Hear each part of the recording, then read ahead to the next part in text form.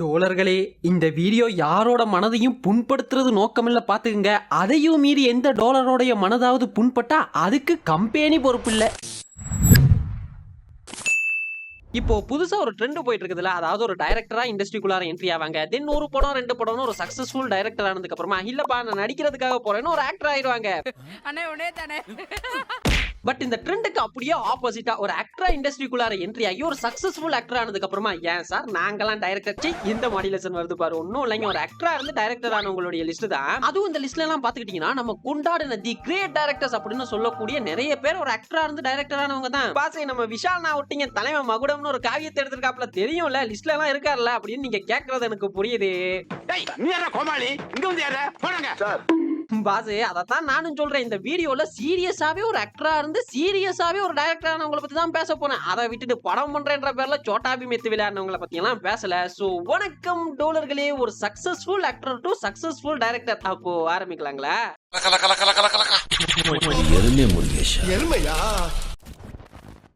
வீடியோக்குள்ள போறதுக்கு முன்னாடி ஒரு சின்ன ரிக்ரூட்மெண்ட் அலர்ட். என்னன்னா நம்ம சேனலுக்கு ஃப்ரீலான்ஸ் எடிட்டர் தேடிட்டு இருக்கோங்க. ரிக்வயர்மென்ட்ன்றது ரொம்ப சிம்பிள். உங்களுக்கு இதுக்கு முன்னாடி எந்த ஒரு எடிட்டிங் எக்ஸ்பீரியன்ஸும் இருந்திருக்கணும் அப்படின்றது அவசியமே கிடையாது. ஃப்ரெஷராவே இருக்கலாம், எடிட் பண்ண தெரிஞ்சா மட்டும் போதும். CapCut Premiere Proன்னு எந்த ஒரு எடிட்டிங் சாஃப்ட்வேரும் யூஸ் பண்ணிக்கலாம். ஆனா பிசில எடிட் பண்றவங்களா இருக்கணும். அண்ட் ஃபைனலா நம்ம சேனல்ல போடக்கூடிய வீடியோஸ் எல்லாம் பாத்திருக்கீங்கல்ல, அந்த எடிட் பேட்டர்ன்ல டயத்துக்கு எடிட்டிங் முடிச்சு கொடுக்கறவங்களா இருக்கணும். ஆக மொத்தம் எடிட் பண்ண தெரிஞ்சா மட்டும் போதும். சோ இது ஃப்ரீலான்ஸ் எடிட்டிங் அப்படின்றதுனால நம்ம சேனலுடைய வீடியோஸை இந்தியா, ஸ்ரீலங்கா, மலேசியா அப்படின்ற 3 கண்ட்ரில இருந்து நிறைய பேர் பாக்குறீங்க. சோ இந்த 3 கண்ட்ரில இருந்து யார் வேணாலும் அப்ளை பண்ணிக்கலாம். சோ நீங்க ஒரு ஃப்ரீலான்ஸ் எடிட்டரா இருக்கீங்க, இல்ல இதுல இன்ட்ரஸ்டடா இருக்கவங்க உங்களுக்கு தெரியும் அப்படின்னா டிஸ்கிரிப்ஷன் அண்ட் பின்ட் கமெண்ட்ல ஒரு கூகுள் ஃபார்ம் இருக்கும். அதை மட்டும் ஃபில் பண்ணி விட்டீங்க அப்படின்னா நம்ம டீம்ல இருந்து உங்களை கூப்பிடுவாங்க. இப்போ வீடியோக்குள்ள போலாமா?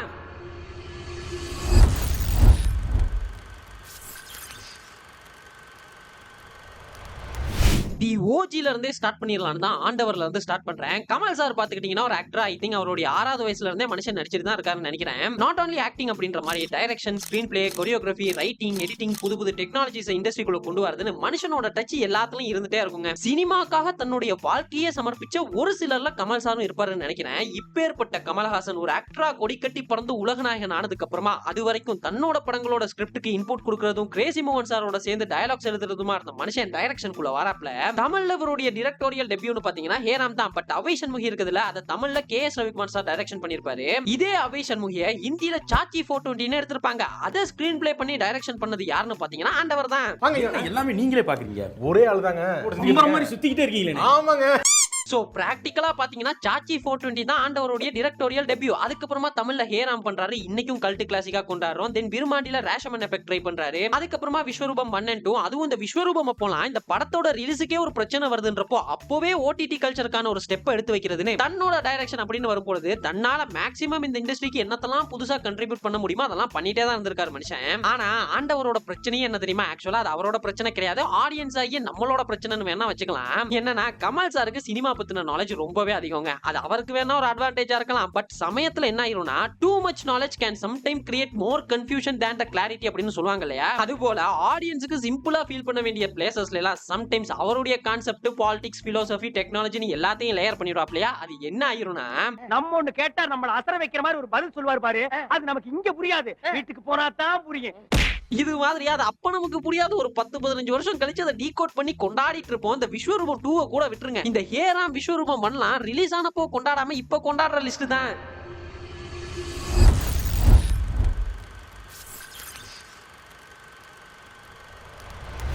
தீனாவை பத்தி ரீசன்ட் டைம்ஸ்ல நிறைய வீடியோல நிறைய வாட்டி பேசிட்டேன்னு நினைக்கிறேன். ஏன் சார் நாங்கெல்லாம் டைரக்ஷன் பண்ண கூடாதா அப்படின்னு டைரக்ஷனுக்கு வந்த கேட்டகரி வரு. மனுஷன் நல்லா நடிச்சு ஒரு ஆக்டரா தனக்குன்னு ஒரு ரசிகர், தனக்குன்னு ஒரு ஃபேன் ஃபாலோவிங்னு எண்ணம் போல் வாழ்க்கை, எண்ணம் போல் தான் வாழ்க்கை அப்படின்னு இருந்தவர் என்ன நினைச்சாரோ எது நினைச்சாரோ தெரியல. டைரக்ஷன் பண்றேன்னு பவர் பாண்டின்னு ஒரு படம் எடுக்கிறாப்ல, நல்லாவே இருந்ததுங்க, நல்லாவே இருந்தது. லேட் 60ஸ்ல வர ஒரு லவ் அஃபெக்ஷன் கொஞ்சம் ஃபீல் குடாவே இருந்தது. பாருங்களேன் டீனாக்குள்ளேயும் ஏதோ இருந்திருக்குது அப்படின்னு நினைக்கும் பொழுது அண்ணனோட அடுத்தடுத்த ப்ராடக்ட் எல்லாம் என்ன தெரியுமா? ராயன், நிலவுக்கு என் மேல் என்னடி கோபம், இட்லி கடை. நீ பேசாமலே இரு சிவாஜி. அண்ணனோட இந்த ரீசெண்ட் ப்ராடக்ட் எல்லாம் பார்த்த பிறகுதான் தோணுச்சு, ஏன்னா நல்லா தானே நான் நடிச்சுன்னு இருந்தேன், உன்னை யாருன்னா இப்ப டைரக்ஷன் பக்கம்லாம் வர சொன்னதுன்ற மாதிரி ஆகி போச்சு. அதுவும் பாருங்களேன், இப்ப இந்த ராயனுக்கு நேஷனல் அவார்ட்லாம் கொடுத்தாங்க இல்லையா, அண்ணன் வேற ஏன் சார் நாங்களாம் நேஷனல் அவார்ட் வாங்க கூடாதா அப்படின்ற மாதிரி எல்லாம் பேசியிருந்தாரு. நீங்க நேஷனல் அவார்ட்லாம் வாங்கப்பா, அதெல்லாம் பிரச்சனை இல்ல, ஆனா ஃப்ரைட் ரைஸ் கடைக்கு நேஷனல் அவார்ட் கொடுத்தாங்க பாரு, அதுதான் பிரச்சனைன்றோம். இதை கேட்டா எண்ணம் போல் வாழ்க்கை, எண்ணம் போல் தான் வாழ்க்கைன்னு ஏதோ பண்ணிட்டு சரி அதை விடுங்க. இந்த ஆன்லைன்ல வேற எல்லாரும் கரை படத்தை ரிலீஸ் பண்ண சொல்லி கேட்டே இருக்காங்க இல்லையா, ஏதோ நெட்ஃபிளிக்ஸ்ல லீக் ஆயிடுச்சாமே படம். படத்தை முடக்கினா கொஞ்சம் பையன் கொஞ்சம் டிஸ்டர்ப் ஆயிடுவான். இது யாரு முடக்கினாங்கன்றது உங்களுக்கே தெரியும். ஆனா ஒண்ணு, நான் இட்லி கடைய ஊரே சேர்ந்து அச்சப்போ நான் மட்டும் தான் அதுக்கு முட்டு கொடுத்துட்டு இருந்தேன். ஆனா நீ என்ன பண்ணிருந்த, கரை படத்துல இருந்த பாதி கதையை சுட்டுட்டு வந்து இட்லி கடைய பண்ணிட்டு அதை கரை படத்துக்கு முன்னாடி ரிலீஸ் பண்ண பாத்தியா. அங்க நிக்கிற தன்னோட சொந்த படத்தையே திருடி எங்க அதை கண்டுபிடிச்சிருவாங்களோன்னு தன்னோட சொந்த படத்துக்கு முன்னாடியே தன்னோட சொந்த படத்தை ரிலீஸ் பண்ண பாத்தியா. ஏன் சார் நாங்களாம் கதையை சுடக்கூடாதா?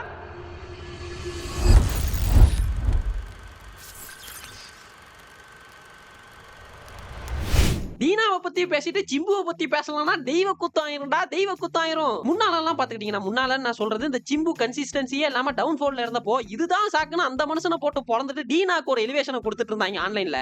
இப்போ பாத்தீங்கன்னா சிம்பு ஃபார்முக்கு வந்து கலக்கிட்டு இருக்காப்ல. இன்னொரு பக்கம் டீனாவுமே பாத்தீங்கன்னா நல்லா தான் பண்ணிட்டு இருக்காரு. ஆனா டீனாவுடைய ஃபேன்ஸே டீனாவை போட்டு பொழந்துட்டு இருக்காங்க. என்ன மேட்டர்னு புரியல.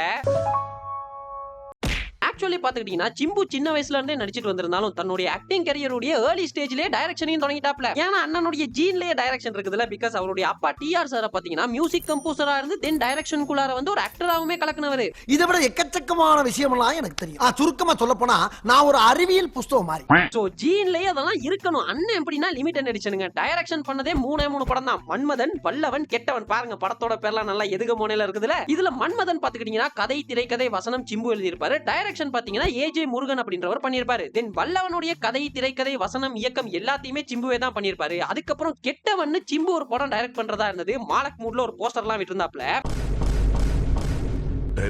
பட் என்ன காரணமோ தெரியல அதை பண்ணல. ஆனா அவரோட இன்புட்ல அவரோட டைரக்ஷன்ல வந்து 2 படமும் பாத்தீங்கன்னா மன்மதன் அண்ட் வல்லவன் பாத்துக்கிட்டீங்கன்னா சிம்புடைய ஓஜி லிஸ்ட், சிம்புடைய கேரியர்லயே இன்னைக்கும் பேசப்படுற படம் இது ரெண்டும். ஆனா பாருங்களேன், அண்ணன் பண்ணதே லிமிடெட் எடிஷனா இருந்தாலும் பய மன்மதன், வல்லவன், கெட்டவன் ஒரே பிளே பாய் மூட்லயே இருந்திருக்காப்ல.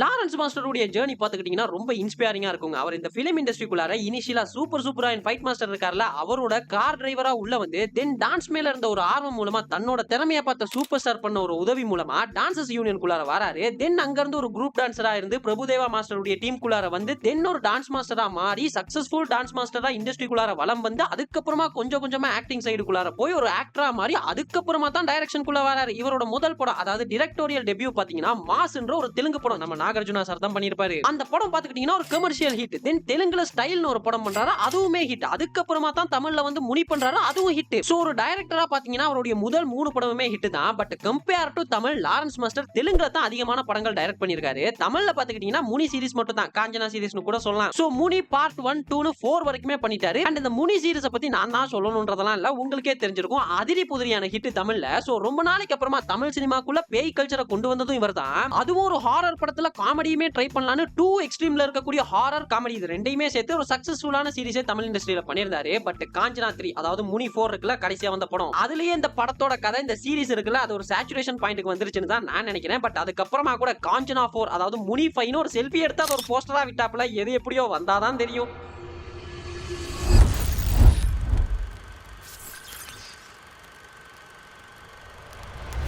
லாரன்ஸ் மாஸ்டரை பத்தி சொன்னா அவருடைய குரு, அவருடைய ஆசான் பிரபுதேவா மாஸ்டரை பத்தியும் சொல்லணும்ல. ஆல்மோஸ்ட் இந்த Prabhudeva master and Lawrence master இவங்க 2 பேருடைய கரியர் ஆர்க் ஒரே மாதிரி தாங்க இருக்கும். என்னதான் பிரபுதேவா மாஸ்டருடைய அப்பா ஆல்ரெடி சினிமா இண்டஸ்ட்ரியில ஒரு கொரியோகிராஃபரா இருந்திருந்தாலுமே பிரபுதேவா மாஸ்டருமே ஒரு சைல்ட்ஹுட் டான்சரா தொடங்கி தென் ஒரு குரூப் டான்சரா இருந்து ஒரு சக்சஸ்ஃபுல் கொரியோகிராஃபரா மாறி ஒரு டான்ஸ் கொரியோகிராஃபரா ஒரு பீரியட்ல எல்லாம் கொடி கட்டி பறந்ததுக்கு அப்புறமா ஒரு ஆக்டரா மாறி இந்த காதலன், Rasaiah, love birds, mister Romeo, மின்சார கனவு, விஐபி இந்த மாதிரியான நிறைய சக்சஸ்ஃபுல் படங்கள்லாம் கொடுத்து தன்னுடைய முகத்தை மக்கள் மத்தியில பதிய வச்சதுக்கு அப்புறமா அதுவும் இந்த காதலன் டயத்துல எல்லாம் பாத்தீங்கன்னா அந்த படமே மிகப்பெரிய ஹிட். அது மட்டும் இல்லாம அதுல இருக்கக்கூடிய சாங்ஸ், டான்ஸ்னு ஓவரால் ஒரு பேக்டா ஆடியன்ஸுக்கு பிரபுதேவா மாஸ்டர் ஒரு ஆக்டரா ஒரு டான்சரா கொண்டு போய் சேர்த்தது. தென் டைரக்ஷனுக்குள்ள வராப்ல இவரோட டிரெக்டோரியல் டெபியூன்னு பாத்தீங்கன்னா தெலுங்கு படம் நுவுஸ்தான் உண்டே நேனு தண்டானா. என்னையா இது கண்டிப்பா பிழையா தான் ப்ரொனவுன்ஸ் பண்ணிருப்பேன். யாராவது தெலுங்கு நண்பர்கள் இந்த வீடியோவை பாத்துக்கிட்டு இருக்கீங்க அப்படின்னா கீழே கமெண்ட்ஸ்ல சொல்லிருப்போங்க. அதாவது இந்த தமிழ்ல உனக்கும் எனக்கும் எடுத்தாங்கல்ல ரவிமோகனோட படம், அந்த படத்தோட ஒரிஜினல் வெர்ஷன் தெலுங்கு படம் நம்ம பிரபுதேவா மாஸ்டர் தான் பண்ணிருப்பாரு. அதாவது அதோட ஸ்டோரி அண்ட் ஸ்கிரீன் பிளேய வேற ஒருத்தவங்க பண்ணிருப்பாங்க. மாஸ்டர் டைரக்ஷன் மட்டும் தான் பண்ணிருப்பாரு. அதுவுமே அவரா போய் பண்ணல, அந்த படத்தோட ப்ரொடியூசர் கேட்டதால தான் பண்ணதா சொல்லுவாங்க. அந்த படம் தெலுங்குல பாத்தீங்கன்னா மிகப்பெரிய ஹிட், தமிழ்லயுமே. தென் அதுக்கப்புறமா நிறைய படங்கள் பண்றாரு. ஆனா இவரோட எல்லா படங்களுமே பாத்தீங்கன்னா ஒன்னு ரீமேக்கா இருக்கும், இல்லனா அதோட ஸ்டோரி அண்ட் ஸ்கிரீன் பிளே இன்னொருத்தவங்க பண்ணிருப்பாங்க. இவர் டைரக்ஷன் மட்டும் தான் பண்ணுவாரு. இவரோட ஓன் ஸ்டோரியில இதுவரைக்கும் எந்த ஒரு படமுமே டைரக்ஷன் பண்ணது கிடையாது. பட் இது ஒரு டைரக்டருக்கு இருக்க வேண்டிய பேசிக் குவாலிட்டியா நான் பாக்குறேன். ஏன்னா ஒரு படத்தோட டைரக்டர் அப்படின்றவர் அந்த படத்தை டைரக்ஷன் பண்றதுதான் அவருடைய வேலை. அந்த படத்துக்கான ஸ்டோரி அண்ட் ஸ்கிரீன் பிளே பொதுவா ரைட்டர்ஸ் தான் எழுதுவாங்க. அப்படிதான் முன்னலாம் இருந்தது, இப்போ மாதிரி எல்லாம் இல்ல. பட் ரீமேக்காவே இருந்தாலும் இன்னொருத்தவங்களுடைய ஸ்டோரியாவே இருந்தாலும் போக்கிரிய தமிழ் அண்ட் ஹிந்தில பண்ணி பெரிய ஹிட் கொடுத்ததா இருக்கட்டும் சரி, அப்புறம் ரவுடி ராத்தோர் அண்ட் நான் முன்ன சொன்ன தெலுங்கு படம் அந்த நுவுஸ்தானி, இந்த மாதிரியான நோட்டபிள் ஹிட்ஸ் எல்லாம் கொடுத்திருக்காரு. பட் என்னதான் இருந்தாலும் இவர் டைரக்ஷன் பண்ண மோஸ்ட் ஆஃப் த படங்கள் ஆவரேஜ் இல்லனா ஃபிளாப், அதுக்கும் மேல டிசாஸ்டரான படங்கள் தான் அதிகம்.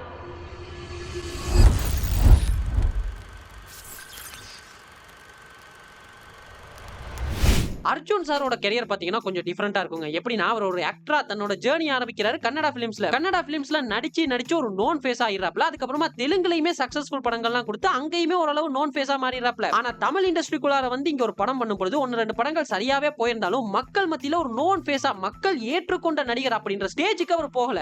சரி, இதுக்கு என்ன காரணமா இருக்கலாம் அப்படின்னு தேடி பார்க்கும்போது சரியான ஒரு கதை அமையல. சோ நமக்கு நாமே ஒரு படத்தை பண்ணிக்கலாம் அப்படின்னு டைரக்ஷன் சைடுக்கு வராரு.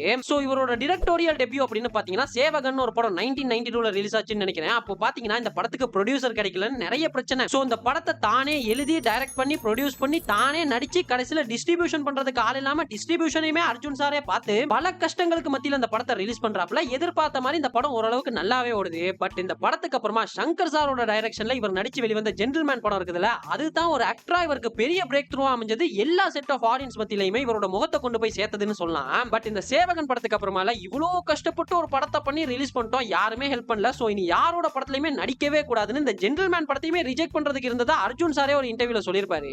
ஜென்டில்மேன் வந்தப்போ you did not want to do that movie. Yes sir, I didn't want to do that movie. கோவத்துல இருந்து யாருமே வரல. சேவகன் பண்ணும்போது ரொம்ப கஷ்டம், blood sweat. சேவகன் ஓடிச்சு எல்லாம் வர்றாங்க, இப்போ நான் பண்ண மாட்டேன்.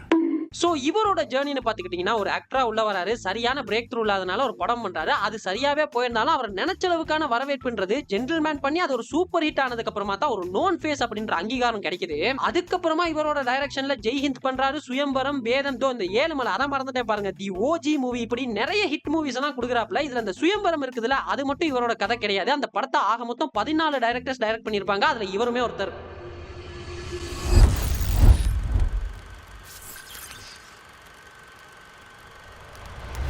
நாசர் சார்லாம் எப்பேற்பட்ட கேரக்டர் ஆர்டிஸ்ட் அப்படின்றது உங்க எல்லாருக்குமே தெரிஞ்சிருக்கும். பட் இவருமே படங்கள்லாம் டைரக்ட் பண்ணிருக்காருங்க. ஒரு சிலருக்கு தெரிஞ்சிருக்கலாம், அவதாரம் அப்படின்ற ஒரு படம் சம்டைம்ஸ் கேள்விப்பட்டிருக்கவும் வாய்ப்பு இருக்குது. இந்த படம் இருக்குதுல, இது இவர் ஒரு சக்சஸ்ஃபுல் ஆக்டரா இருந்த சமயத்துல இவர் டைரக்ட் பண்ண இவருடைய டிரெக்டோரியல் டெபியூ. இந்த படம் ரிலீஸ் ஆன டயத்துல பாத்தீங்கன்னா கமர்ஷியலா சக்சஸா போகாட்டியுமே கிரிட்டிக்கா அந்த படத்துக்கு நல்ல ஒரு ரெஸ்பான்ஸ் கிடைச்சது. அதே சமயத்துல தமிழ்நாடுக்கான பெஸ்ட் பிலிமுக்கான ஸ்டேட் அவார்டையுமே இந்த படம் வின் பண்ணிருந்துச்சு. இது போக ஒரு 4 படம் கிட்டக்க அந்த மனுஷன் டைரக்ட் பண்ணிருக்காப்ல. தேவதை, மாயன், பாப்கார்ன், சுன் சுன் தாத்தான், இந்த எல்லா படமுமே பாத்தீங்கன்னா ஃப்ளாப் மூவின்றதையுமே தாண்டில இப்படி எல்லாம் ஒரு படம் ரிலீஸ் ஆச்சானே நிறைய பேருக்கு தெரியாது. அப்படிப்பட்ட படங்கள். அதுவும் இந்த பாப்கார்ன் அப்படின்ற மூவில மோகன்லால் சார் தான் லீட் ரோல் பண்ணிருப்பாரு. இந்த படம் பாத்துக்கிட்டீங்கன்னா ஒரு அட்டர் ஃப்ளாப் மூவி. இந்த படத்துக்காக ஒரு சமயத்துல மலையாளம் சேனல் ஒன்னுக்கு நாசர் சார் இன்டர்வியூ கொடுத்திருந்தப்போ அந்த படம் எடுத்ததுக்கு நான் சாரி கேட்டுக்கிறேன், அந்த படத்தோட குவாலிட்டி நான் நினைச்ச மாதிரி வரல, அதுக்காக நிறைய வாட்டி ரிக்ரெட் பண்ணிருக்கேன் அப்படின்லாம் சொல்லியிருந்தாரு. அதுக்கப்புறமா அந்த சுன் சுன் தாத்தா இருக்குதுல, பேரே பாருங்க கொஞ்சம் தினுசா இருக்குது. இந்த படம் எல்லாம் பாத்துக்கிட்டீங்கன்னா நாசர் சாருடைய மகனுக்காக, அப்போ பாத்தீங்கன்னா அந்த பையனுக்கு ஒரு 12 வயசு இருக்கும்னு நினைக்கிறேன், அந்த பையனுக்காக ஒரு படம் பண்ணணும்னு இவரே ஸ்டோரி பண்ணி அதை டைரக்ஷன் பண்ணி நாசர் சாருடைய வைஃப் ப்ரொடியூஸ் பண்ணனு அந்த படம் பண்ணிருப்பாரு. அந்த படத்தை பாத்தீங்கன்னா முழுக்க மலேசியால தான் ஷூட் பண்ணிருப்பாங்க. இப்போ இதெல்லாம் உங்களுக்கு தெரிஞ்சிருக்க வாய்ப்பே இல்ல. இதே நாசர் சார் டைரக்ட் பண்ணாரா அப்படின்னு தானே கேப்பீங்க.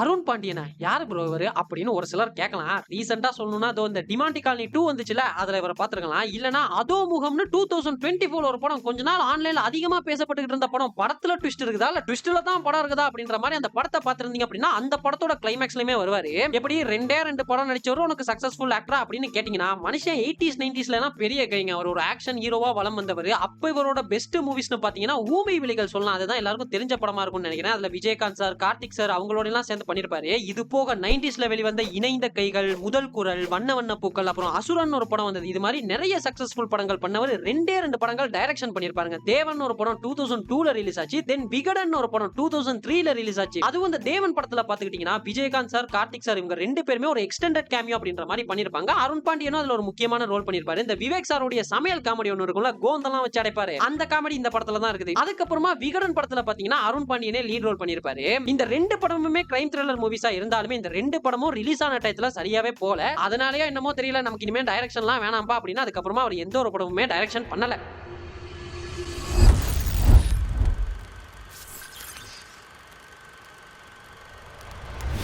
இவங்களுக்கு இன்ட்ரோன்றது தேவை கிடையாது. சொல்வதெல்லாம் உண்மைன்ற ஓஜி ஷோவுடைய ஆங்கரா இருந்து, ஆங்கர்னு சொல்லிட முடியாது, கோஆர்டினேட்டர்னு வேணா சொல்லலாம். ஏன்னா ஆங்கர்ன்றவங்க அந்த ஷோவை ஹோஸ்ட் பண்றவங்க. ஆனா இவங்க யாரு? மூணாவது மனுஷனுடைய குடும்ப சண்டையை தீர்த்து வைக்கிறேன்னு கூப்பிட்டு அவங்க குடும்ப சண்டையை தெருவுல விட்டு நமக்கு கண்டென்ட் கொடுத்தது மட்டும் இல்லாம தமிழ்நாட்டுல இருக்கக்கூடிய எல்லா வீட்லயுமே சொல்வதெல்லாம் உண்மை அப்படின்ற அந்த ஷோ மூலமா பரிச்சயமானவங்க. அதுக்கப்புறமா படங்கள்ல கேரக்டர் ஆர்டிஸ்ட் பண்ண ஆரம்பிச்சாங்க. குறிப்பா சொல்லணும்னா ஹீரோ ஹீரோயினுடைய அம்மா கேரக்டர் பண்ணுவாங்க. எனக்கு தெரிஞ்ச வரைக்கும் வேட்டைக்காரன் படத்துல தளபதிக்கு அம்மா கேரக்டர் பண்ணிருப்பாங்க. அப்புறம் ஜீவாவுடைய ரவுத்ரம் படத்துல ஜீவாக்கு அம்மா கேரக்டர் பண்ணிருப்பாங்க. அப்புறம் யுத்தம் செய் படத்துல ஒரு நல்ல கேரக்டர் பண்ணிருப்பாங்க. சோ இப்படி ஒரு கேரக்டர் ஆர்டிஸ்டா இருந்து ஒரு ஷோ மூலமா நோன் ஃபேஸா இருந்த இவங்க டைரக்ஷனுக்குள்ள வராங்க. இவங்களோட டைரக்டோரியல் டெபியூன்னு பாத்தீங்கன்னா ஆரோகணம்ன்ற ஒரு படம். இந்த படத்தோட கதை என்னன்னா, ஒரு 17 வயசு இருக்கக்கூடிய பையனும் அவனோட தங்கச்சியும் சேர்ந்து காணாம போன தன்னோட அம்மாவை தேடி போறாங்க. அவனோட அம்மாக்கு பைபோலார் டிசார்டர் அப்படின்ற ஒரு டிசார்டர் இருக்குது. இந்த படம் பாத்துக்கிட்டீங்கன்னா ஒன் டேல நடக்கிற ஸ்டோரி. எத்தனை பேர் இந்த படம் பாத்திருப்பீங்கன்னு தெரியல, செம படங்க. இந்த படம் ரிலீஸ் ஆனப்போ பாத்தீங்கன்னா கிரிட்டிக்காவும் சரி கமர்ஷியலாவுமே சரி நல்லாவே ஓடிச்சு. அதுக்கப்புறமா நெருங்கிவா முத்தமிடாதேன்னு ஒரு படம் பண்ணாங்க. அந்த படம் ஓரளவுக்கு நல்லா தான் இருந்துச்சு. பட் கமர்ஷியலா அந்த படம் சரியா போல.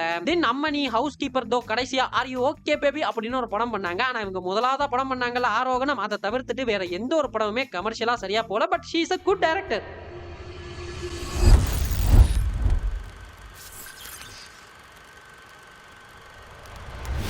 ஆர்ஜே பாலாஜி இவரை பத்தி நான் தான் சொல்லணும்ன்றதெல்லாம் இல்ல. கருப்புன்ற பிளாக் பஸ்டர் படத்தோட டைரக்டர். இந்த லட்சுமி ராமகிருஷ்ணன் மேம பத்தி சொல்லிட்டு இருக்கும் போது தான் இவரோட ஞாபகமும் வந்தது. ஏன்னா இவருமே ஆக்டர் டு டைரக்டர் ஆனவர் தான். இவரோட கதைன்னு பாத்தீங்கன்னா ஆல்மோஸ்ட் மொத்த தமிழ்நாட்டுக்குமே தெரியும் நினைக்கிறேன். பிகாஸ் இந்த கருப்பு படத்தோட ப்ரொமோஷனுக்கு எந்த ஒரு இன்டர்வியூக்கு போனாலும் எல்லா இன்டர்வியூலையும் காமனா கேட்கிற ஒரே ஒரு கேள்வி, ஏன் டைரக்ஷனுக்குள்ளார வந்தீங்கன்னு. அதுக்கு சளைக்காம அவருமே ஆன்சர் பண்ணிட்டு இருந்தாரு. ஒரு ஆர்ஜேவா தன்னோட கரியரை தொடங்கி கிரிக்கெட் கமெண்ட்ரி பண்ணி அதுல கிடைச்ச ஃபேம் மூலமா சின்ன சின்ன காமெடி ரோல்ஸ் எல்லாம் படங்கள்ல பண்றாரு. அதுக்குமே ஒரு நல்ல ரெஸ்பான்ஸ் கிடைக்குது. பட் இந்த காமெடி ரோல்ஸ் பண்றதுனால என்ன மாதிரியான ஒரு வேல்யூ இருந்துற போது அது அவரை எப்படி சாட்டிஸ்ஃபை பண்ணுது அப்படின்ற ஒரு கேள்வி அவருக்குள்ளார வருது. தென் அவரை சாட்டிஸ்ஃபை பண்ணிக்கிற மாதிரி நமக்கு நாமே ஒரு படத்தை பண்ணிப்போம் அப்படின்னு டைரக்ஷனுக்குள்ள வராரு. சோ இவரோட டைரக்டோரியல் டெபியூன்னு பாத்தீங்கன்னா மூக்குத்தி அம்மன் தான். ஆனா எல்லாரும் எல்கேஜின்னு நினைப்பீங்க. எல்கேஜியோட கதை இவர் தான் எழுதியிருப்பாரு. ஆனா டைரக்ஷன் பாத்தீங்கன்னா KR பிரபு அப்படின்றவர் தான் பண்ணிருப்பாரு. டைரக்டர் இவரா, ஆனா ஸ்டோரி எந்த சோ மூக்குத்தி அம்மன்ல தான் ஃபர்ஸ்ட் எழுத்து இயக்கம் ரெண்டையுமே ஆர்ஜேபி பண்ணிருப்பாரு. தென் வீட்ல விசேஷம் பண்றாரு, which is பதாய் ஹோ அப்படின்ற ஹிந்தி படத்தோட ரீமேக் அது. அண்ட் ஃபைனலா கருப்பு.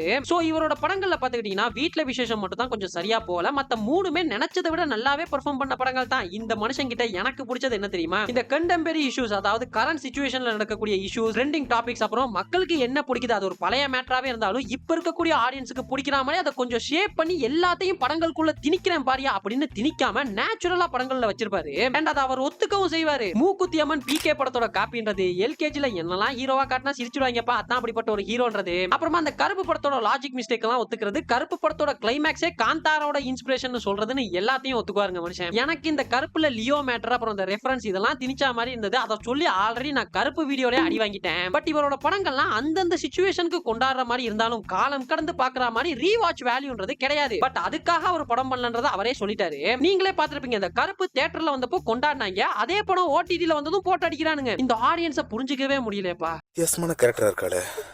சோ இதுதாங்க ஆக்டர் கம் டைரக்டர் ஆனவங்களுடைய ஒரு சின்ன லிஸ்ட். பொதுவாவே ஒரு டைரக்டர் ஆக்டர் ஆகிறத விட ஒரு ஆக்டர் டைரக்டர் ஆகி ஒரு படம் பண்ணும்போது அந்த படத்துக்கான வின் சான்ஸ்ன்றது அதிகமா இருக்கும். அது ஒரு ப்ராடக்டா எப்படி வெளியே வரும் அப்படின்ற ஒரு ஐடியா அவங்களுக்கு இருக்கும். ஏன்னா பலரோட விஷன்ல பல கதைகள் ஆல்ரெடி நடிச்சிருக்கதால அவங்க ஒரு கதை பண்ணும் பொழுதோ இல்ல அவங்க ஒரு சீனை எழுதும் பொழுதோ இது சீனா ஷூட் பண்ணும் பொழுது அது என்னவா வரும், இப்படி ஒரு டயலாக் வச்சோம்னா அது ஆர்டிஸ்ட் பெர்ஃபார்ம் பண்ணும் பொழுது அது என்னவா வரும் அப்படின்ற எல்லா ஐடியாவும் உங்களுக்கு ஆல்ரெடி இருக்கும். ராதர் தன் ஒரு புது டைரக்டர் கிரவுண்ட் ரியாலிட்டின்றது என்னன்னே தெரியாம ஒரு கதையோ சீனையோ எழுதுறத விட சோ ஒரு நல்ல ஆக்டர் கம் நல்ல டைரக்டர் அப்படின்ற ட்ரெண்ட் நல்ல ட்ரெண்ட் தான். பட் ஒரு சில எக்ஸெப்ஷனல் கேசஸ் எல்லாம் இருக்குது. நம்ம விஷால் நான் மாதிரி எல்லாரும் இந்த மகுடம் ரோஸ்ட் கேட்டனே இருக்கீங்க. வரட்டும் வரட்டும், OTT-ல வரட்டும். ஆனா ஒண்ணு, நான் ஒரு படத்துல டைரக்டரா நடிச்சு பாத்திருக்கேன். ஆனா முத வாட்டி ஓம் படத்தையே நீ டைரக்ட் பண்ற மாதிரி நடிக்கிற பத்தியா, அதை இங்க தானா முத வாட்டி பாக்குறேன்.